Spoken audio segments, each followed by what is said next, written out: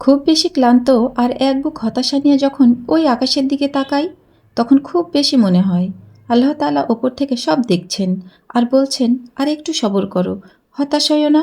জানো তো, সব ভালো একটু দেরিতে হয়, একদিন সব ঠিক করে দিব। আসসালামু আলাইকুম আমার প্রাণপ্রিয় আপু ভাইয়েরা, সবাই কেমন আছেন? আশা করি আল্লাহর মতো ভালো আছেন, সুস্থ আছেন। আমি অনন্যা, রাজশাহী থেকে।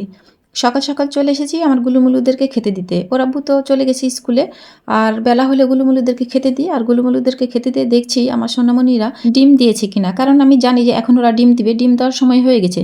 তাই তো আলহামদুলিল্লাহ খুঁজতে খুঁজতে আজকে একটা ডিম কিন্তু পেয়ে গেলাম। আর আমার হাতের অবস্থা তো দেখেছেন, আমি কিন্তু আমার হাত নোংরা হয়েছিল, আমার গুলুমুলুদেরকে খেতে দিয়েছিলাম। তো যাই হোক, ওদেরকে খাইয়ে দিয়ে ডিমটা উঠিয়ে নিয়ে কিন্তু চলে আসলাম। এসে ফ্রেশ হলাম, ফ্রেশ হয়ে এই যে আমাদের শিউলি ফুলের গাছ আছে যেহেতু, সেই শিউলি ফুলগুলো কুড়িয়েছিলাম, কুড়িয়ে একটু মালা গেঁথে হাতে পরে একটু রং ঢং করে নিলাম। তো যাই হোক, রং ঢং করলে তার শুধু হবে না, পেটে তো কিছু দিতে হবে। যদিও সকালবেলা আমি খুব একটা খেতে চাই না, তো আজকে একটু পেটের টানি পড়েছে, তাই তো চলে আসলাম রান্নাঘরে। আর জুবাইরের আব্বু স্কুল থেকে আবারও ফোন করে বলেছে যে ও নাকি খাবে। তো যাই হোক, দুজনের জন্য খাবার করে নিলাম, নিয়ে আমারটা আমি খেলাম আর ওরটা আমি স্টুডেন্টদের হাতে পাঠিয়ে দিলাম স্কুলে।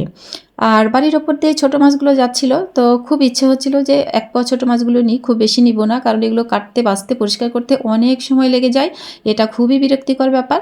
তো যাই হোক, আমি কিন্তু খুব দ্রুতই ছোটো মাছগুলো কাটতে পারি, এটা আমি আমার প্রশংসা নিজে নিজে করছি সেটা নয়, কিন্তু আমি ছোটোবেলা থেকে মাছ কাটাটা খুব বেশি পছন্দ করতাম, আর সেটা থেকেই কিন্তু আমি খুবই দ্রুত ছোটো মাছ কাটতে পারি। তো যাই হোক, আমি মাছগুলো কেটে নিচ্ছি। আর সিম্বা এই যে আমাকে বিরক্ত করছে, মানে যখনই দেখবে যে আমি মাছ নিচ্ছি বা বাজার থেকে জুবাইরের আব্বু আসছে, তখনই ও আমার পেছন পেছন ছুটতে থাকবে আর ভাববে যে হয়তো প্রতিদিনই আমি মাছ নিয়ে আসি।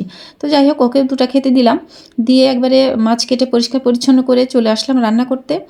ছোটো মাছ দিয়ে আজকে আলু দিয়ে চচ্চড়ি করব। ছোটো মাছ আলু চচ্চড়ি করলে কিন্তু খেতে ভালোই লাগে, আর এক পোয়া মাছ খুব বেশি না, আর এই মাছগুলো কিন্তু খুবই কম দাম ছিল, মাত্র 30 টাকা পোয়া ছিল, এই জন্য বেশ ভালোই লাগলো যে নিই। আর শীতের ছোটো মাছ কিন্তু খাওয়ার মজাই আলাদা। কেন বলি, যে এই মাছগুলো কিন্তু অনেক বেলা হয়ে গেলেও সহজে নষ্ট হয় না, শীতের কারণে ভালো থাকে, আর তার উপর তো বরফ দেয়াই থাকে।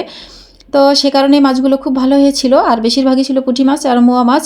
তো পুঁটি মাছ মোয়া মাছ একসঙ্গে কিন্তু আলু দিয়ে যে চচ্চড়ি করে নিচ্ছি। আর হাতে মাখা চচ্চড়ির তো টেস্টই আলাদা, খেতে ভীষণ ভালো লাগে, আর হাতে মাখা চচ্চড়ি কিন্তু খুব দ্রুত হয়ে যায়। তো আমার প্রাণপ্রিয় আপু ভাইয়ারা, যে কারণেই হোক, আমি কিন্তু ইদানিং খুবই ছোট ছোট ভিডিও আপলোড দিচ্ছি, জানি যে এগুলো বলা না বলা সমান কথা। তো যাই হোক, আমার রিজিকে যেটা আছে সেটাই হবে, আমি শুধু চেষ্টাই করতে পারি, এর বাইরে আমার কোনো কিছু করার ক্ষমতা নেই।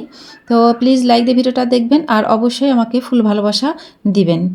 তো সাথে সাথে যেহেতু ছোটো মাছের সাথে আমি একটু চিংড়িও নিয়েছিলাম, তো চিংড়িটা কাটা বাছার আগে কিন্তু বেশ বড় বড় লাগছিল, যখন কেটে বেছে পরিষ্কার করে নিয়ে আসলাম তখন কিন্তু চিংড়িটা একবারে ছোট হয়ে গেল, আর ভাজার পরে আরও ছোট হয়ে গেল। তো এই চিংড়ি মাছটা আসলে নিয়েছি জুবাইরের জন্য, জুবাইর বেশ কিছুদিন আগে আমাকে বলেছিল চিংড়ির কথা। তো সেটা থেকে ভাবলাম যে আজকে যখন পেয়ে গেলাম তখন অল্প একটু চিংড়ি নিয়ে নিই, অল্প একটু বলতে এক পা তো নিতেই হয়, তার বেশি তো নিতে পারবো না, দাম অনেক বেশি ছিল। তো যাই হোক, যে সেই এক পাও চিংড়ি থেকেই কিন্তু কয়েকটা আবার রেখে দিয়েছি, আরেকদিন জুবারকে রান্না করে দেওয়া হবে, আর বাকিটুকু আমি কিন্তু চিংড়ি ভুনা করে নিলাম। আর রাত্রের বেলা একটু ক্ষীর করেছিলাম, ক্ষীর বলতে আসলে এটা ক্ষীর পায়েস, ফিরনি যে যেটাই বলবেন বলেন। আমার কাছে কিন্তু একবারে খাঁটি দুধ ছিল, আমার ভাবিরা যখন এসেছিল তখন আমাকে অনেকগুলো দুধ দিয়ে গিয়েছিল। তো ভাবলাম যে দুধগুলো যেহেতু আমি শেষ করে দিব, তো শেষ হবার আগেই ক্ষীরগুলো করে নিই। আসলে ওই দুধটুকু দিয়ে ক্ষীর করেছি এবং দুধগুলো শেষ করেছি, আর যেহেতু বাড়ির খাঁটি দুধ ছিল এই জন্য ক্ষীরটা কিন্তু অসাধারণ হয়েছিল। তো যাই হোক, আমার প্রাণপ্রিয় আপু ভাইয়ারা সবাই ভালো থাকবেন, সুস্থ থাকবেন, ফিরে আসবে ইনশাল্লাহ আগামীতে নতুন কোনো ব্লগ ভিডিও নিয়ে। আল্লাহ হাফেজ।